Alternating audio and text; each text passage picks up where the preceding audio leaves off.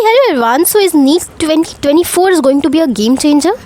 अब इसको लेकर के ना काफ़ी सवाल आ रहा है कि क्या नीट 2024 का पेपर डिफ़िकल्ट आएगा या कुछ सरप्राइज़ मिल सकता है हमें नीट 2024 के पेपर में, क्योंकि एज़ यूजुअल आपको ये पता चला है कि आफ्टर कोविड नीट का पैटर्न चेंज हो चुका है। They have change the pattern of NEET examination, right. उसमें section A and B add कर दिया गया है, क्योंकि हर साल हम देख रहे हैं कि बहुत सारे टॉपर निकल के आ रहे हैं जो कि 720 में से 720 मार्क्स स्कोर कर पा रहे हैं। तो हो सकता है कि आने वाले एग्ज़ाम में वो कट ऑफ कम करने के लिए एग्ज़ाम्स को डिफ़िकल्ट बना दें, यानी नीट 2024 हो सकता है डिफ़िकल्ट हो। बट सवाल ये आता है कि क्या ये एक गेम चेंजर बन जाएगा आने वाले एस्पिरेंट्स या आने वाले स्टूडेंट्स के लिए, जैसे those are preparing for NEET 2025 या 6 के लिए।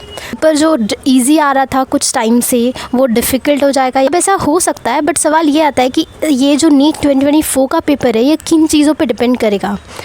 अगर उनको पेपर डिफ़िकल्ट बनाना होगा तो क्या ऐसी रीजंस होंगे जिस वजह से पेपर डिफ़िकल्ट हो सकता है। So without wasting time let's quickly start. So my self Akanksha here. तो आज मैं आपको नीट 2024 के बारे में बताने वाली हूँ। तो पहला सवाल ये है कि who is going to conduct NEET 2024, यानी कि एग्ज़ाम का जो पेपर लेवल है that is going to be depend upon कि एग्ज़ाम कौन कंडक्ट करवाता है। जैसे कि एनडीए कंडक्ट करवा रहा है, एनएमसी कंडक्ट करवा रहे हैं या एम्स एग्ज़ाम कंडक्ट करा रहे हैं। तो इन तीनों में से कोई एक एग्ज़ाम आपके कंडक्ट कराएंगे, बट दैट डिपेंड्स अपॉन कि कौन कंडक्ट करवाता है। उस हिसाब से एग्ज़ाम का लेवल भी चेंज होता है। जैसे हमें पता है कि कुछ सालों से पहले एक एग्ज़ाम कंडक्ट किया जाता था बाय एनटीए, बट फिर नोटिस ये आया कि NMC will now conduct NEET examination. But as usual आपको पता है कि इतने जल्दी तो काम होने वाला नहीं है। उन्होंने डिसीजन भले ही दे दिया है, but it will take time कि एनएमसी कंडक्ट करना स्टार्ट करेगा नीट। तो एज़ यूजुअल ये तो कंफर्म हो चुका है कि एनडीए विल कंडक्ट नीट 2024। इतने सालों से जैसे एनडीए कंडक्ट कर रहा था, तो नीट का 2024 का तो पेपर एनडीए ही कंडक्ट करेगा। हो सकता है आने वाले 25 या 26 के papers NMC will conduct the examination. अब बीच में सवाल ये भी आ रहा था कि अब वापस क्या एम्स पेपर कंडक्ट करना स्टार्ट करेंगे। तो ये भी कहीं ना कहीं एक क्वेश्चन मार्क था, बट ये क्लियर हो चुका है कि एम्स तो कंडक्ट नहीं करने वाले हैं। देखिए, एम्स को ये पेपर कंडक्ट करके इसलिए दिया जा रहा था ताकि ये नीट का लेवल थोड़ा सा बढ़ा सके, क्योंकि ना बच्चे इजीली मार्क्स स्कोर कर पा रहे थे। एंड एनडीए के लिए ये गुड न्यूज़ नहीं थी कि बच्चे इजीली आउट ऑफ स्कोर कर पा रहे, कट ऑफ बहुत हाई जा रहा था। इस वजह से काउंसलिंग में काफ़ी सारी दिक्कतें आ रही थी। आपके कट ऑफ पे ना बहुत सारी चीज़ें डिपेंड करती हैं, तो वो क्योंकि वेरी कर रहा था। एज़ यूजुअल आपको पता है कि सीट्स ही बहुत कम होती हैं मेडिकल स्टूडेंट्स के लिए, and exam is also difficult. अब ये सब डिपेंड करेगा सिर्फ और सिर्फ आपके एग्जामिनेशन पे, यानी सारी चीज़ें आपके कट ऑफ पे ही डिपेंड करती है। और कट ऑफ किस पर डिपेंड करता है? आपके पेपर के ऊपर। अगर आपका पेपर टफ आएगा तो आपका कट ऑफ डिक्रीज़ हो जाएगा,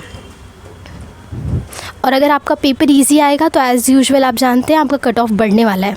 अब ये डिपेंड करेगा कि आपका पेपर इजी आता है या हार्ड आता है। दूसरा सवाल ये है कि अब ये तो क्लियर हो चुका है कि एनडीए आपका पेपर कंडक्ट करने वाली है, बट दूसरा सवाल ये है कि क्या नीट 2024 के डेट्स आ चुके हैं। तो येस स्टूडेंट्स, नीट 2024 के dates are out, that is on 5th of May as usually जैसे होता है ऑन a pen paper mode on 5th of May 2024। तो ये पेपर सेम डेट को कंडक्ट होने वाला है। अब तीसरा सवाल ये आता है कि इस NEET 2024 is going to be tough. ये सबसे इम्पॉर्टेंट क्वेश्चन है। सबसे ज़्यादा इम्पॉर्टेंट बात यही थी कि पेपर इजी आने वाला है या टफ़ आने वाला है। तो देखिए, आई विश कि पेपर तो इजी आए, बट ये डिपेंड करेगा एनटीए पर कि वो पेपर कैसे बनाते हैं। बट एज़ यूजुअल आप देख रहे हैं कई सालों से नीट का कट ऑफ बहुत हाई जा रहा है ड्यू टू कुछ ऐसे स्टूडेंट्स जैसे जो टॉपर स्टूडेंट्स हैं, तो वो 120 में से 120 स्कोर करें, इस वजह से कट ऑफ बढ़ता जा रहा है। तो हो सकता है कि अब ये पेपर ईजी हो जाए, या that depends upon, but I wish कि पेपर इजी आए ताकि सारे बच्चे दे पाएँ।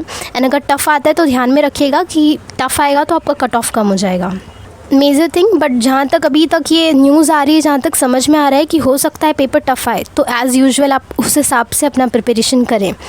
अब पेपर टफ़ कैसे आएगा, और ठीक है, अभी देखिए जैसे कि नीट 2024 का पेपर अगर टफ़ आता है तो किस पे वो चीज़ें किस पे डिपेंड करने वाली हैं। पहला चीज़ that depends upon pattern, as usual आपको पता है पैटर्न चेंज हो चुका है। एंड दूसरी चीज़ डिपेंड करती है ऑन दी सिलेबस। आपका सिलेबस क्या है। एज़ यूजुअल सिलेबस थोड़ा सा अपडेट हुआ है, just go and check once and study according to that. And दूसरी चीज़, be aware of the pattern. अब देखिए, पहला चीज़ ये आता है कि आपका जो नीट का MCQs होते हैं वो कई सारे पैटर्न पे डिपेंड करते हैं। जैसे नॉर्मली सिर्फ एक स्टेटमेंट टाइप MCQs अब नहीं आते हैं। अब कैसे कैसे MCQs आते हैं, that is based on this 5 pattern. पहला आजकल असर्टिव क्वेश्चंस आते हैं, that is based on the reason. दूसरा जो क्वेश्चन आता है that is based on the match the column type questions आने लगे एग्जाम में। And third type is statement based. जैसे कोई स्टेटमेंट दिया है, दे विल आस्क यू कि आपको ऑप्शंस दिए and you have to do. तो statement like the true statement होगा, बस आपको बताना है वेदर इट इज़ ट्रू और फॉल्स या करेक्ट इनकरेक्ट। जैसे नीचे जो दिया है that is you have to tell whether the statement is correct और इनकरेक्ट। तो अब कई सारे ना डिफरेंट पैटर्न आ चुके हैं MCQs के, तो ये थोड़ा सा ना आपके लिए चैलेंजिंग हो सकता है। अभी 5th वाला is about the single statement. जैसे एक ही स्टेटमेंट दिया है, उसी के ऊपर बेस्ड ऑन आपको MCQ आया है। स्टेटमेंट बेस्ड कई हो सकता है, जैसे 2 स्टेटमेंट है एक ही सेंटेंस में and they asking whether this statement is correct और नॉट। एसरेटिव टाइप काफ़ी चल रहा है, मैच द कॉलम। यानी आपको पूरे पेपर में ना ये सारे पैटर्न्स नज़र आएंगे। सारे क्वेश्चंस एक टाइप के बन के नहीं आएंगे। सो रिमेंबर इट कि ये सारे टाइप के MCQs आप प्रैक्टिस करें, नॉट ओनली स्टेटमेंट टाइप या सिर्फ मैच द कॉलम प्रैक्टिस करके जाने से कुछ नहीं होगा। इसीलिए ऐसा कहा जा रहा है कि ये लोग हो सकता है कि नीट 2024 एक गेम चेंजर बन जाए, यानी कुछ हमें सरप्राइज़ मिल जाए पेपर में। पेपर इजी भी आ सकता है, टफ भी आ सकता है। अब ऐसा प्रेडिक्शन तो नहीं किया जा सकता है, बट देखिए what I am going to tell you is, so basically जो मैं आपसे कहना चाहती हूँ कि जब भी आप कोई एग्ज़ाम के लिए प्रिपेयर करें तो ऐसा एज्यूम करके पढ़ें कि चाहे डिफ़िकल्ट आए या ईजी आए तो आपको कोई फ़र्क ही नहीं पड़ना चाहिए। But if it all it is coming difficult, tough आ रहा है, तो भी आप उससे सॉल्व कर पाओ। तो टफ़ लेवल की पढ़ाई करो, बाकी डिपेंड करेगा। उनको पेपर इजी डालना है तो इजी डाल देंगे एंड टफ़ डालना हो टफ़ डालें। बट आपके लिए कोई भी क्वेश्चन चैलेंजिंग नहीं होना चाहिए if you are prepare well enough. तो अपनी प्रिपरेशन पे ध्यान दीजिए, बस वो एक चीज़ मैं आपसे कहना चाहूँगी। बाकी सब अच्छे से हो जाएगा। आई होप सो आपके पेपर्स अच्छे आए and you do well. Just practice number of MCQs जितना आप कर सकते हैं, do mock test as well. So I'll meet you in the next video. Till then, bye bye.